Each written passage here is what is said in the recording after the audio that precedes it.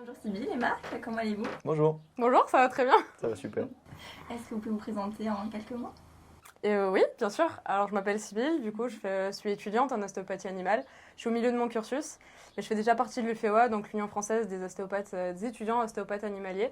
Et donc, je fais partie du bureau et je représente la partie solidaire et nous appelons les ostéopathes animaliers solidaires que je fais depuis, du coup, un peu plus d'1 an et demi maintenant. Et c'est hyper intéressant et c'est de ce dont on va parler aujourd'hui.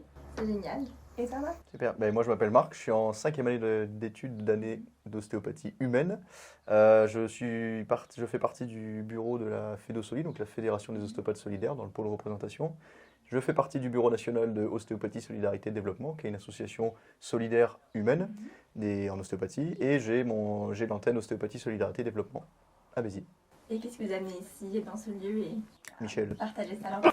Notamment Michel, C'est oui. grandement Michel. Non, c'était l'envie de partager, je pense, la solidarité, exposer un petit peu ce qui se fait en France, à l'étranger, et voir aussi dans quelle mesure on peut en prendre, on peut y participer, qu'on soit étudiant ou professionnel, et quelle que soit notre profession.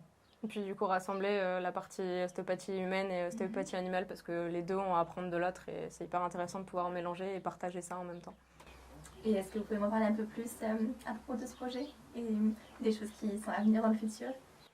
On a des projets qui sont... il y a toujours le côté humain, le côté animal, donc on a tous des missions et des publics différents. Après, toutes les associations solidaires ostéopathiques, qu'elles soient en ostéopathie humaine ou animalier, on a toujours les mêmes objectifs, c'est toujours promouvoir l'ostéopathie solidaire, réaliser des actions donc, auprès de populations qui n'ont pas forcément accès à l'ostéopathie, que ce soit du social, que ce soit du handicap, que ce soit des animaux qui sont dans les refuges ou des animaux qui sont maltraités.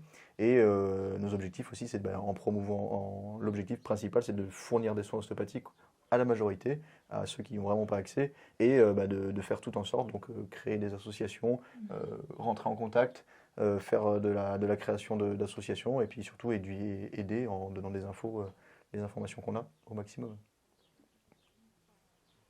Ouais, franchement, Pareil. t'as tout bien résumé. Pareil. Franchement. Mais c'est un projet magnifique et j'espère que ça va encore évoluer par la suite dans le futur. Grandir toujours plus, c'est le but. Que ça évolue partout dans le monde. En ostéopathie animale, on est pour l'instant beaucoup en France encore et il y a encore beaucoup à faire. Vous avez des projets à l'international également? C'est ça, c'est les prochains projets, c'est de partir à l'international, donc éventuellement à partir avec la FEDOSOLI ou en tout cas les actions qui sont menées là-bas, s'ils ont déjà un pied dans le milieu. Et c'est très intéressant pour nous de pouvoir les aider, humainement parlant, et puis pour les animaux en même temps.